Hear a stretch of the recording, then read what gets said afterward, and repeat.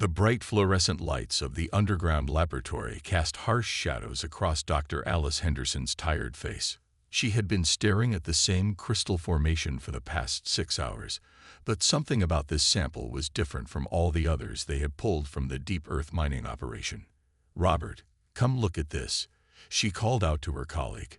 Chief Engineer Robert Taylor walked over from his workstation, his coffee cup still steaming in his hand. "See how the crystal structure changes when we apply the electromagnetic field." The crystal, no bigger than a golf ball, pulsed with a soft blue light. Its surfaces seemed to bend in ways that shouldn't be possible, creating angles that made Robert's eyes hurt when he tried to focus on them.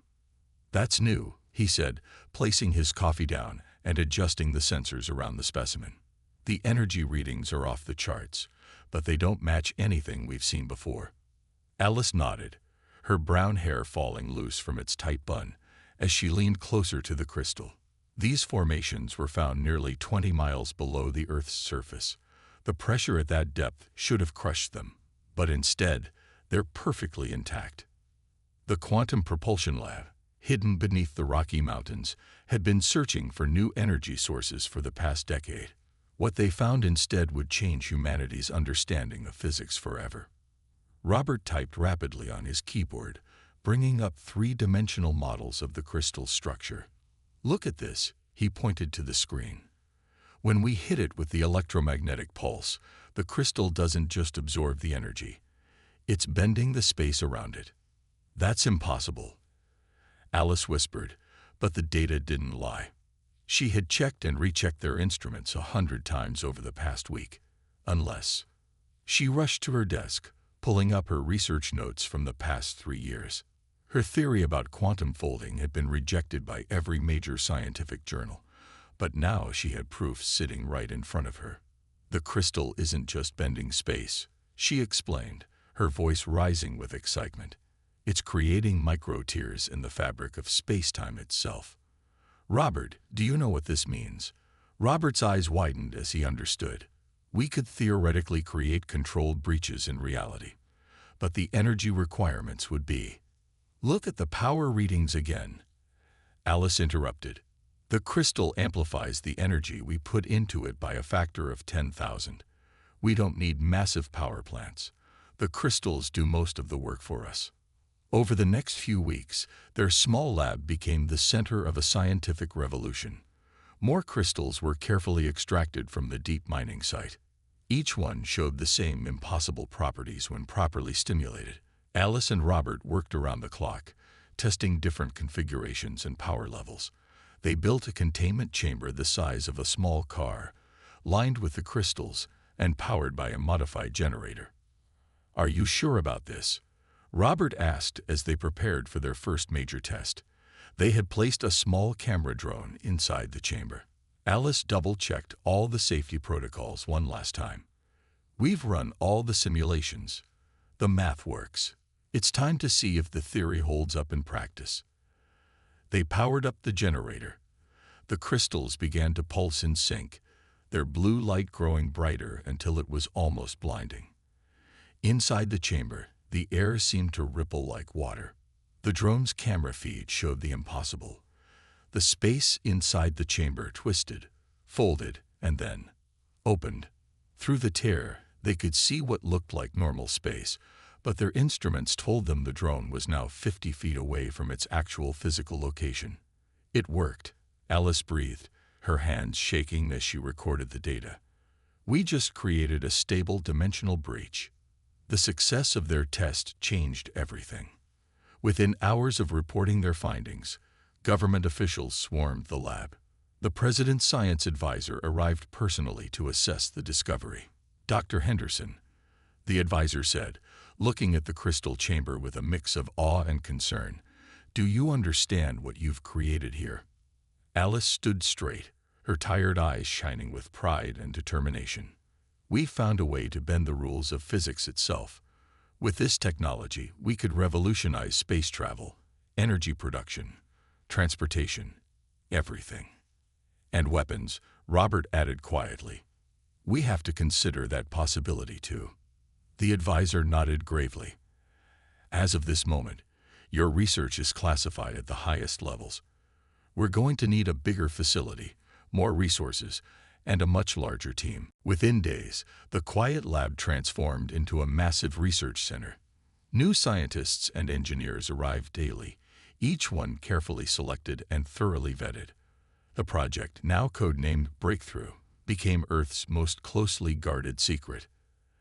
Alice found herself leading a team of 50 researchers, all working to understand and harness the crystal's dimensional-breaking properties. Robert headed the engineering division, tasked with scaling up their discovery for practical applications. The first major breakthrough came 3 months later. They successfully transported a test vehicle 5 miles instantly through a controlled dimensional tear. The vehicle emerged completely unharmed, with its crew reporting no adverse effects. "We need to think bigger," Alice told her team during their daily briefing. "The crystals show no upper limit to their power scaling. Theoretically, we could create tiers large enough for ships, real ships." The implications were staggering. Humanity had stumbled upon something that would change their future forever. But as Alice stared at the glowing crystals in their testing chamber, she couldn't help but wonder what else might exist in the spaces between dimensions, and whether they were truly ready to find out. Meanwhile, in high-security briefing rooms across the globe, military and political leaders gathered to discuss the ramifications of this discovery. The ability to bypass normal space-time meant that humanity could potentially reach the stars in ways never before imagined. "We need to move quickly," Admiral Kevin Richards told the assembled world leaders during an emergency session. "If we can discover this technology, others might too. We need to be ready." The decision was unanimous. Project Breakthrough would receive unlimited funding and resources. Construction began on a new facility in orbit, where the first dimension-capable ships would be built. As Alice watched the project grow beyond her small lab, she felt a mix of pride and apprehension. They had unlocked something fundamental about the universe, but she couldn't shake the feeling that they were about to step onto a stage much larger than Earth had prepared for. "Ready or not," she murmured to herself, holding one of the crystals up to the light, "we're about to change everything." The crystal pulsed in response, as if acknowledging humanity's first step into a much larger universe, one that wasn't ready for what Earth was about to unleash. Admiral Jennifer Wood stood at the observation window of the orbital construction facility, watching as workers in spacesuits moved around the massive hull of humanity's first dimensional ship. The UES Hyperion was unlike anything ever built before, its sleek black surface dotted with crystalline nodes that would allow it to tear holes in the fabric of reality itself. "Status report," she called out to the assembly floor below. Captain Samuel Nash stepped forward, his tall frame and steady gaze reflecting years of military service. "The crystal integration is at 90%, Admiral. Chief Engineer Taylor says we can begin primary system tests tomorrow." The past 8 months had transformed Earth's orbital shipyards into a hive of activity. The Hyperion was just the first of many ships planned, but it would be their proof of concept. Everything had to be perfect. "And the crew selection?" Jennifer asked, turning to face Sam. "Final training is complete. We've picked the best of the best from space programs worldwide. They're still trying to wrap their heads around how the dimensional drive works, but they're ready." Down in the engineering bay, Robert Taylor worked alongside his team, carefully installing the last of the crystal arrays. The technology had come a long way since those first tests in the underground lab. Dr. Henderson's discoveries had revolutionized their understanding of physics, and now they were building something that would change humanity forever. "Power flow to Crystal Bank 3 is stable," one of the technicians reported. "Containment fields are holding steady." Robert nodded, his eyes fixed on the monitoring screens. The crystals they'd found deep within Earth had been refined and enhanced. What once could only move a small drone now had the power to push an entire starship through the walls of reality. "Begin charging sequence," he ordered. "Let's see if these modifications work." The crystal array hummed to life, filling the engineering bay with a soft blue glow. Energy readings spiked on the monitors, but stayed within acceptable ranges. Robert allowed himself a small smile. They were getting closer. In her private lab aboard the station, Dr. Alice Henderson continued her research. The walls were covered in complex equations and 3D models showing the structure of spacetime itself. She had been working nonstop to understand exactly how their technology affected the universe around them.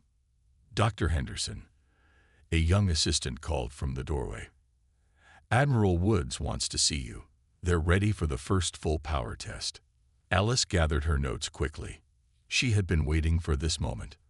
The Hyperion's dimensional drive was far more powerful than anything they tested before. If it worked, humanity would have its first ship capable of traveling between the stars in ways that defied conventional physics. The test control room was packed with engineers, scientists, and military personnel. Admiral Woods stood at the center, with Captain Nash and Robert Taylor at her side. Through the reinforced windows, they could see the Hyperion floating in its construction dock, its crystal nodes now glowing with internal power. "All systems are go," Robert reported, his fingers dancing across the control panel. "Crystal array is charged and stable. Containment fields at maximum strength. Begin the test," Jennifer ordered, her voice calm, but her eyes intense. The ship's dimensional drive activated for the first time. The crystal nodes pulsed in sequence, their light growing brighter. Space around the Hyperion began to distort, like looking through rippling water. "Energy levels rising," Robert called out. 30%, 50%, 75%. The viewing window's automatic filters activated as the light from the ship grew blinding. Instruments across the control room sparked with unusual readings as space itself began to bend and fold around the Hyperion. 100% power, Robert shouted over the hum of equipment. Dimensional breach forming. For a moment, reality seemed to split open around the ship. Through the tear, they could see nothing. Not darkness, but a complete absence of everything, as if that part of space had simply ceased to exist. Then, as quickly as it had formed, the breach collapsed. The crystal nodes dimmed, and the Hyperion floated serenely in normal space once again. The control room erupted in cheers. They had done it. The first controlled dimensional breach, large enough for a starship, had been successfully created and contained. "Outstanding work, everyone," Jennifer said, allowing herself a rare smile. "Dr. Henderson, your thoughts?" Alice was already reviewing the test data. The breach was stable and controlled. The ship's structural integrity remained at 100% throughout the test. "We can do this. We can actually do this." Over the next few weeks, the tests continued. The Hyperion's crew began running simulations, learning how to control their revolutionary ship. Captain Nash spent countless hours in the simulator, mastering the strange sensations of dimensional travel. "It's like nothing you've ever experienced," he told his crew during a briefing. "When we're between dimensions, conventional physics doesn't apply. We'll be writing our own rules out there." The day of the first manned dimensional jump arrived sooner than anyone expected. The Hyperion, now fully completed and crewed, waited in high orbit above Earth. Every crystal node gleamed, ready to tear a hole in the universe. "All stations, report readiness," Sam called from the captain's chair. "Engineering ready," Robert's voice came through the comm. He had insisted on being aboard for this historic moment. "Science station ready," Alice added from her position. She too had refused to stay behind. "Navigation ready. Weapons ready. Life support ready." Sam took a deep breath. "Admiral Woods, requesting permission to begin first dimensional jump test." From the control station, Jennifer's voice was clear and strong. "Permission granted, Captain. Make history." "Engaging dimensional drive," Sam ordered. "Take us through." The crystal nodes activated, their power building rapidly.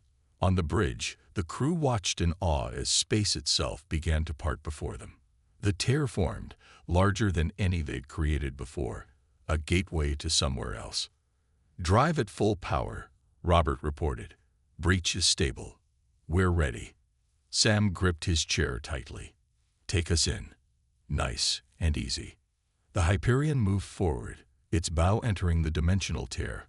For a split second, reality seemed to flex and bend around them. Then they were through. The ship emerged exactly where they had planned, in orbit around the moon. The entire journey had taken less than a second. Position confirmed. The navigation officer called out excitedly. "We're exactly on target." The bridge crew cheered. They had done it. Humanity had successfully made its first dimensional jump. "Well done, Hyperion," Jennifer's voice crackled through the comm. "You've just opened up the universe for humanity." As they celebrated their success, none of them could know that they had also just announced humanity's presence to the galaxy in a way that would send shockwaves through alien civilizations. Their dimensional drive technology had created ripples in space-time that would be detected by species far more advanced than humanity. Species that had long ago declared such travel impossible. The age of Earth's isolation was about to end, and the galaxy was not prepared for what was coming. "Take us home," Sam ordered, a proud smile on his face. "We've got more tests to run. And then we see just how far this ship can really take us." The Hyperion activated its dimensional drive once more, tearing another hole in space-time. As they passed through the breach, humanity took its first real step into a much larger universe, one that would soon learn to fear the species that had done the impossible. The UES Hyperion glided silently through dimensional space, its crystal nodes pulsing with a steady blue light. Captain Samuel Nash sat in his command chair, watching as his crew monitored their first deep space mission. After 3 months of successful tests near Earth, they were finally pushing the boundaries of their revolutionary technology. "Status report," Sam called out, his voice steady despite the excitement he felt. "All systems normal, Captain," Robert Taylor responded from his engineering station. "Crystal array is stable. Power levels holding at optimal range." Dr. Alice Henderson looked up from her science station, her eyes bright with curiosity. "The dimensional field is stronger out here, away from Earth's gravity well. We're getting some fascinating readings." "Prepare for exit jump," Sam ordered. "Let's see what's out here." The Hyperion's crystal nodes flared brighter as they prepared to return to normal space. The ship had made several jumps, moving further from Earth than any human vessel had ever traveled before. Breach forming in 3, 2, 1. Reality split open before them, and the Hyperion emerged into normal space. The moment they appeared, every alarm on the bridge began to scream. "Multiple contacts," the sensor officer shouted. "We've emerged in the middle of something." Through the bridge viewport, they saw them. Sleek silver ships, dozens of them, arranged in what appeared to be a busy travel lane through space. The alien vessels immediately scattered like startled fish, their engines flaring bright as they tried to avoid the ship that had appeared from nowhere. "By the stars," Alice whispered, staring at her readings. "Those are alien ships. We've found them. We've actually found them." Sam leaned forward in his chair. "Communications, broadcast on all frequencies. First contact protocols. Now." The communications officer worked quickly at her station. "Broadcasting in multiple formats, sir, including basic mathematical sequences as discussed in training." But the alien ships weren't responding.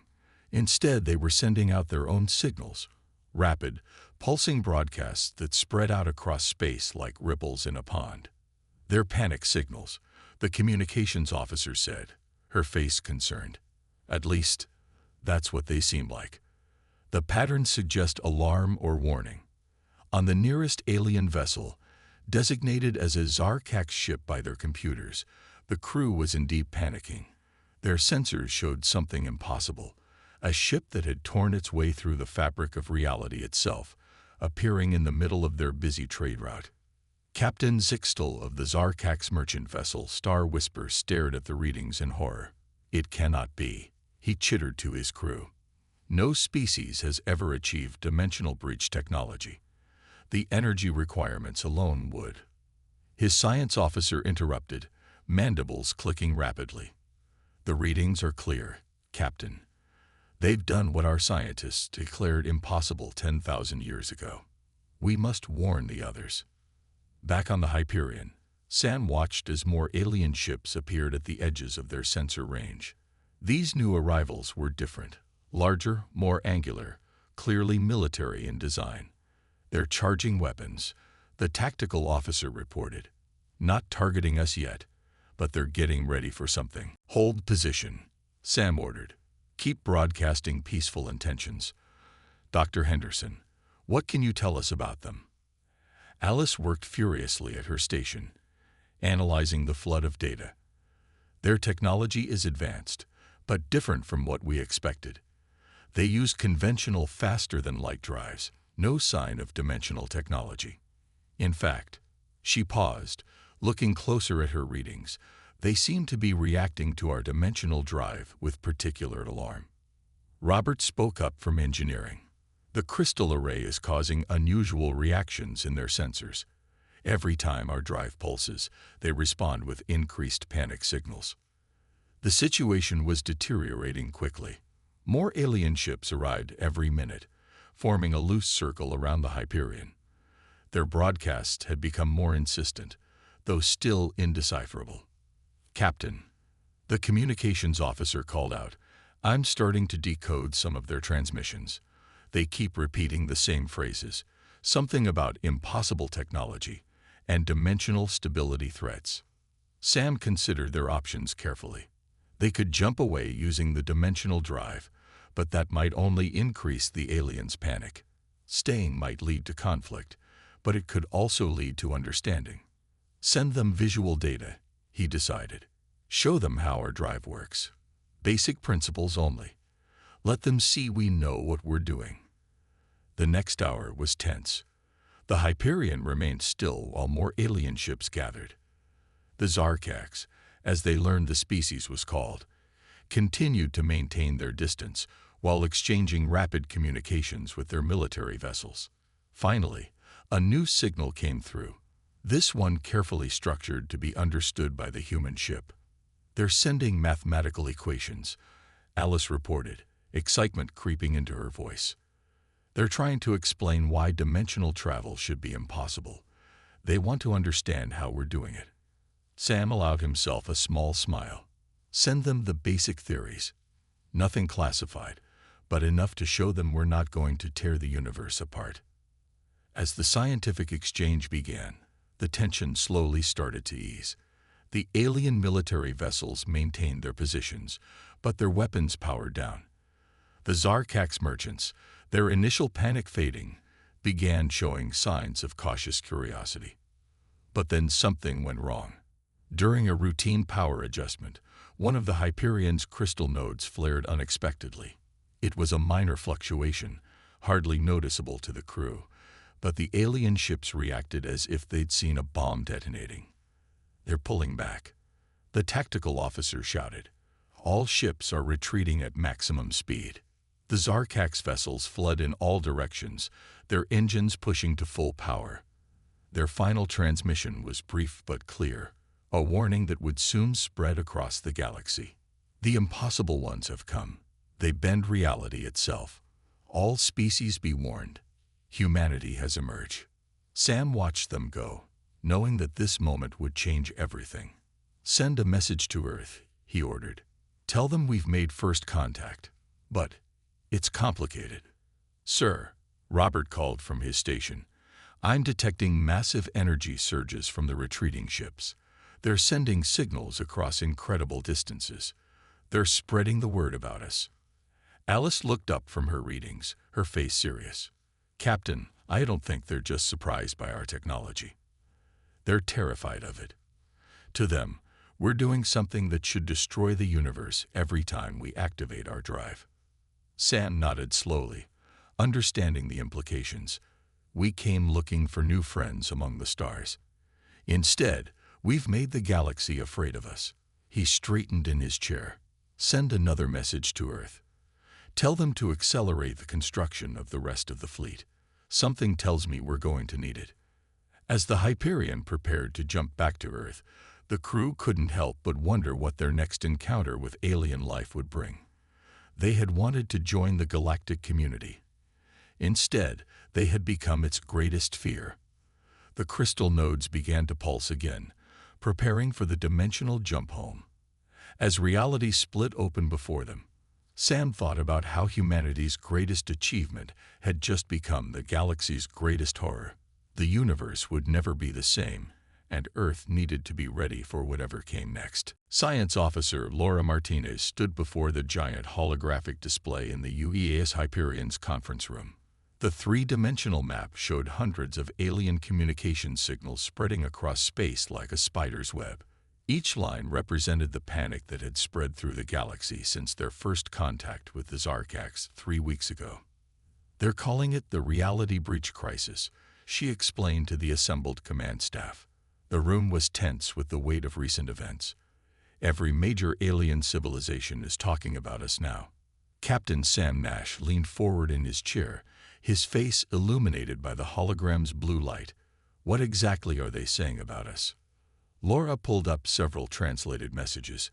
"Most species seem to think we're either lying about our technology or that we're dangerously insane for using it. The Zarx have called an emergency meeting of something they call the Galactic Council." "How many species are we talking about?" Admiral Jennifer Woods asked through the video link from Earth. 12 major civilizations have responded to the Zarx call," Laura said, highlighting different sectors of the map. Each one more advanced than Earth in conventional space travel, but none of them have ever successfully created dimensional drive technology. Dr. Alice Henderson, who had been quietly analyzing the data, spoke up. "That's what fascinates me. They didn't fail to develop dimensional travel because they couldn't. They actively chose not to pursue it. They believe it's too dangerous." The room fell quiet as everyone considered this. Humanity had rushed forward with their discovery, excited by the possibilities. They never stopped to think that there might be good reasons why other species hadn't done it first. "Show them the latest intercept," Robert Taylor suggested from his seat near the engineering displays.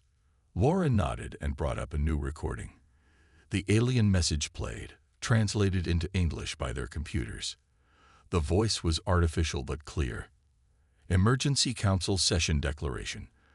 The human species has demonstrated technology that violates the universal safety protocols established after the dimension wars of the Ancient Ones. Their continued use of reality-breaking drives threatens the stability of space-time itself. Action must be taken."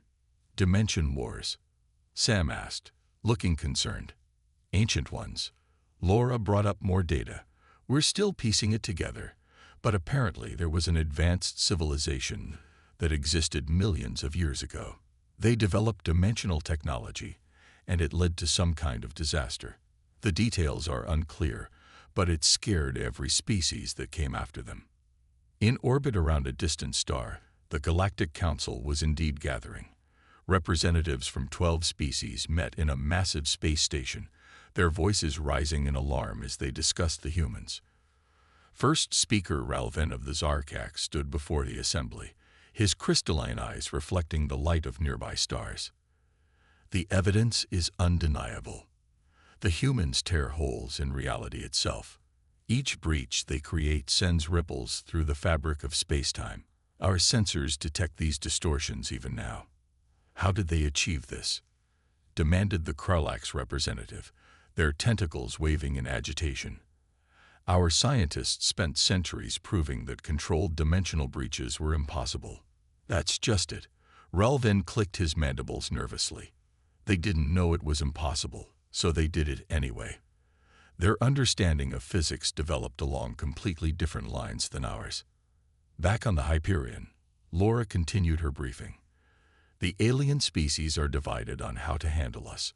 Some want to open diplomatic relations, others want to quarantine Earth, and a few," she paused, looking troubled, "a few are suggesting more extreme measures." "They're afraid of us," Sam realized.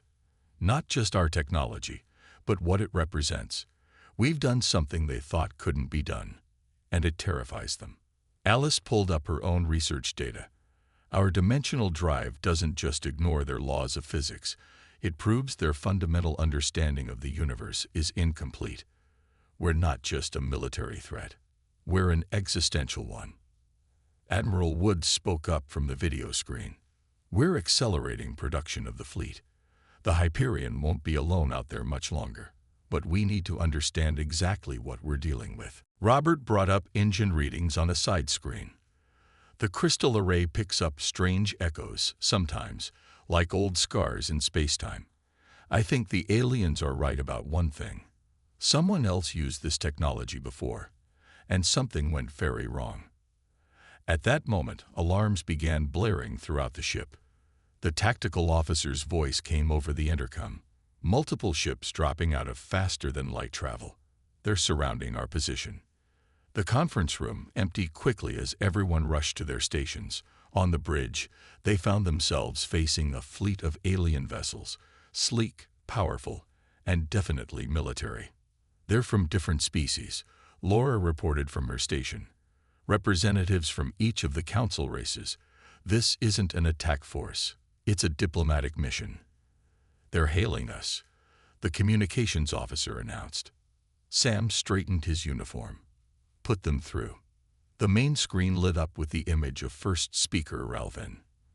Behind him stood representatives from other alien species, each one watching the humans with a mixture of fear and fascination. Greetings, reality breakers, Ralven said formally. The Galactic Council has reached a decision regarding your species. We have come to deliver our terms. The tension on the bridge could have been cut with a knife. Humanity's first real diplomatic contact with alien life would determine their future among the stars. We are listening, Sam replied carefully. Your technology cannot be allowed to spread freely through the galaxy, Ralven declared.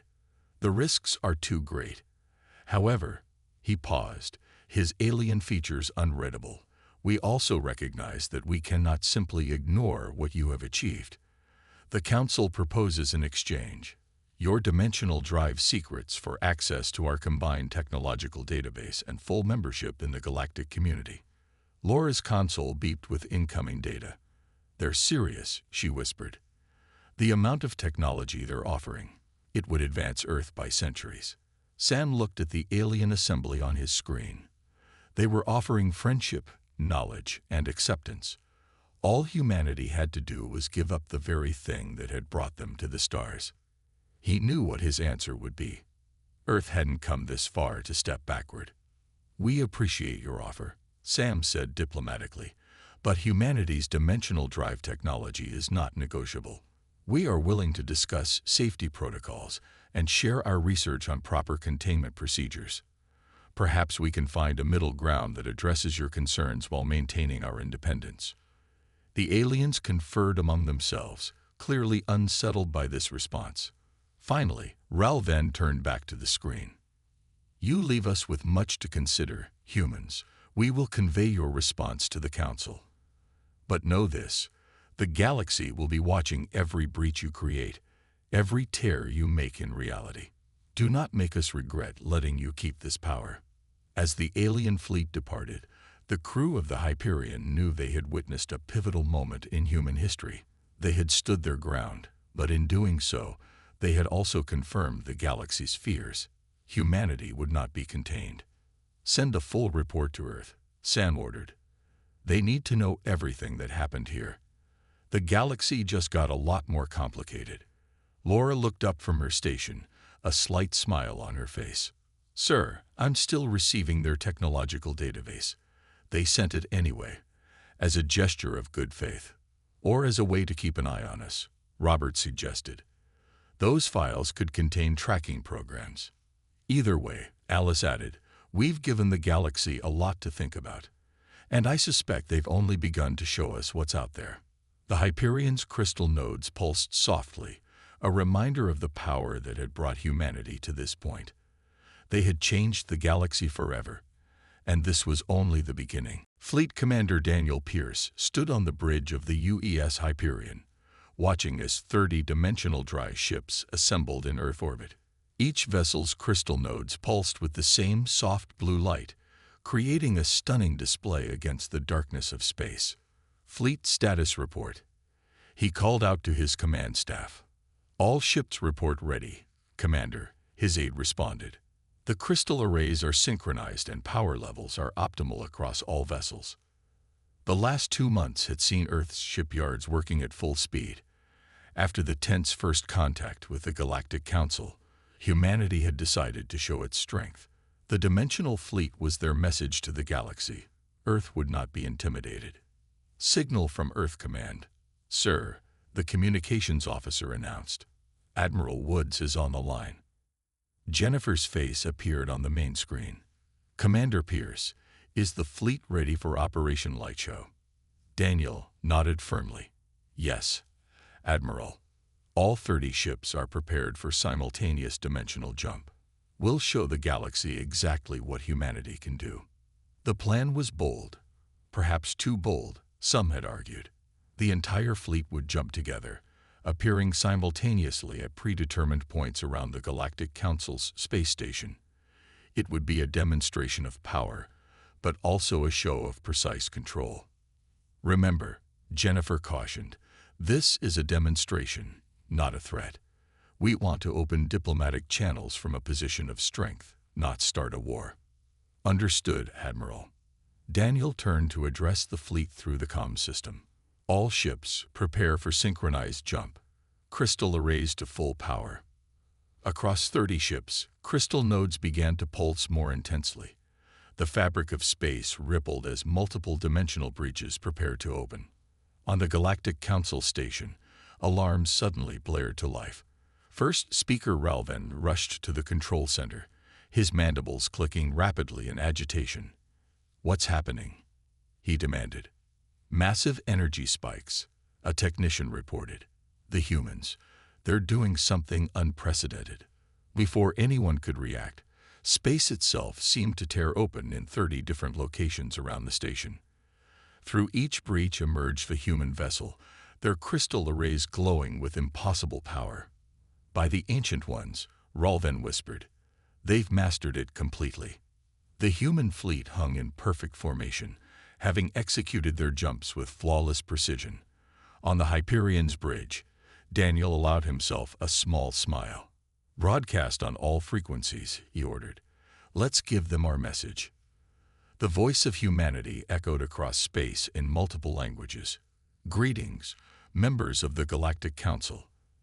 The United Earth Defense Force presents its compliments and requests formal diplomatic recognition. We come seeking peace, but we will not hide who we are, or what we can do." The council station erupted in chaos. Representatives from 12 species argued and debated, their worst fears about human capabilities now confirmed. Dr. Alice Henderson, monitoring the situation from her science station aboard the Hyperion, watched the alien reactions with interest. "They're scanning us intensively," she reported. "Every species is trying to understand how we coordinated such a precise, multi-ship dimensional jump." Robert Taylor spoke up from engineering. "The crystal arrays performed perfectly. Power synchronization across all ships maintained at 99.8% efficiency." The alien response, when it came, was not what they expected. Instead of panic or threats, a single message was broadcast. "The Council acknowledges humanity's demonstration. We request time to consult." Hours passed as the fleet maintained its position. Inside the Council station, heated debates raged.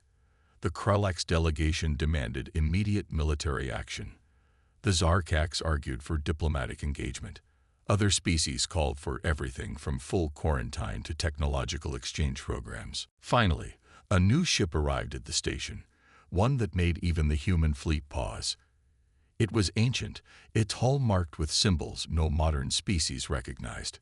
"Energy readings off the scale," Alice reported, studying the newcomer.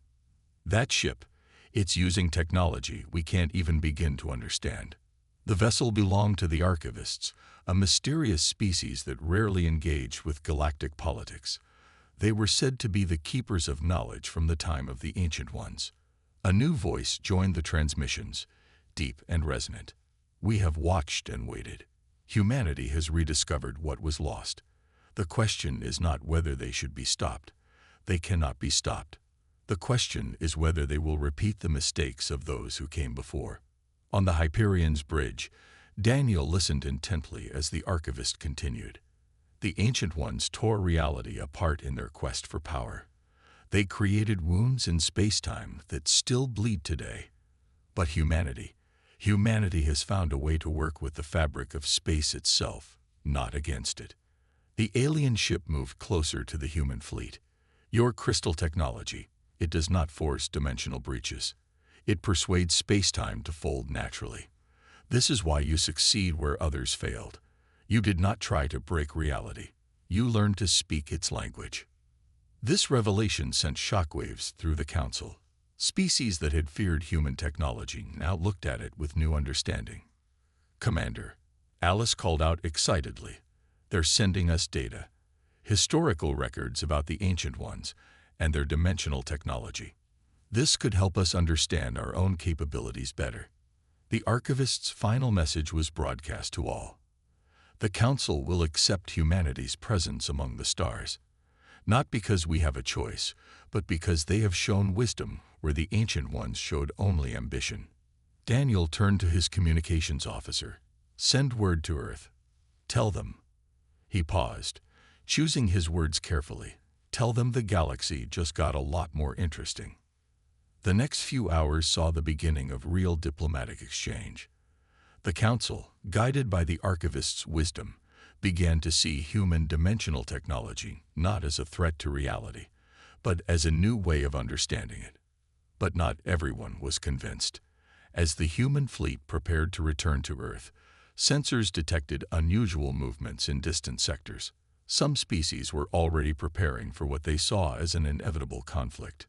"Commander," Robert reported, "long-range scans show multiple species moving their fleets to defensive positions.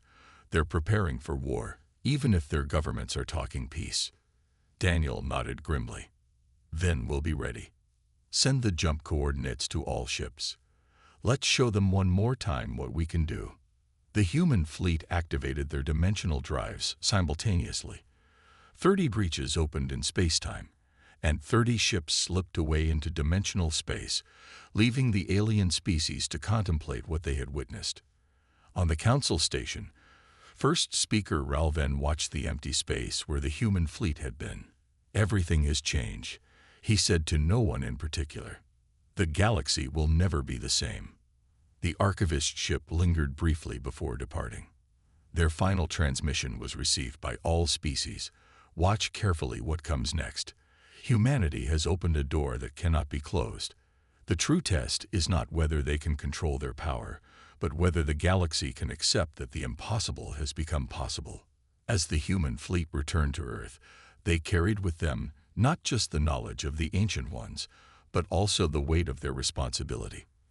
They had shown the galaxy humanity's power. Now they had to prove they could use it wisely. Communications Officer Christopher Bell sat at his station on the UES Hyperion, surrounded by hundreds of incoming alien transmissions. After 3 months of intensive work with Dr. Mary Sullivan, the ship's xenobiologist, they had finally cracked the complex language patterns of most major galactic species. Another diplomatic request coming in, Chris announced to Captain Sam Nash. This time from the Kralax. They've changed their stance completely since the archivist's revelation. Sam nodded, reviewing the latest reports on his screen. The galaxy had transformed since humanity's display of their dimensional fleet. Fear was slowly giving way to curiosity, though plenty of tension remained. "What are they saying this time?" Sam asked. "They want to send a scientific delegation to Earth," Mary answered, looking up from her own work. "They're particularly interested in studying how humans approach dimensional physics so differently from other species." In the ship's main lab, Dr. Alice Henderson worked alongside alien scientists who had been brave enough to accept Earth's invitation for collaboration. The room was filled with holographic displays showing the crystal technology's unique properties. "You see," Alice explained to a fascinated Zarx scientist, "we didn't try to force our way through space-time. We found these crystals that naturally resonated with dimensional frequencies." The Zarx clicked its mandibles thoughtfully. Your species saw patterns that we missed. We were so convinced that dimensional travel was impossible that we never looked for alternatives. Robert Taylor entered the lab, carrying new sensor data. The crystal array modifications are working even better than expected. We've reduced energy consumption by 30% by implementing some of the archivist's historical data. From Earth, Admiral Jennifer Woods coordinated humanity's expanding role in galactic politics. The dimensional fleet had grown to 50 ships, but now they served as much as diplomatic vessels as military ones. The key was understanding. Jennifer explained to the United Earth Council. We showed them our strength, yes, but more importantly, we showed them we could use it responsibly. Meanwhile, in deep space, the Hyperion led a joint mission with alien ships. They were investigating one of the ancient dimensional scars left by the long-gone civilization that had misused the technology. Dimensional breach detected ahead, the sensor officer reported. It's one of the old wounds in spacetime that the archivists warned us about. Sam stood from his chair, watching the view screen as they approached the anomaly. It was like a dark tear in space, bleeding energy in ways that made the sensors struggle to understand. This is what happens when you force reality to break, Mary explained to the bridge crew. The Ancient Ones tried to rip space apart. We learned to work with it instead. Chris's console lit up with new signals. Sir, we're receiving data from our alien escort ships. They're detecting something unusual about how our crystal array interacts with the dimensional scar. Alice rushed to her station, examining the readings. The crystals are resonating with the tear. They're actually helping to heal it. She turned to Sam, eyes wide with excitement. Captain, I don't think we just discovered dimensional travel. We might have found a way to repair the damage done by the Ancient Ones. This discovery changed everything. The galaxy had feared that humans would cause the same destruction as the Ancient Ones. Instead, they might be the key to fixing ancient wounds in the fabric of reality. News spread quickly through the galactic community.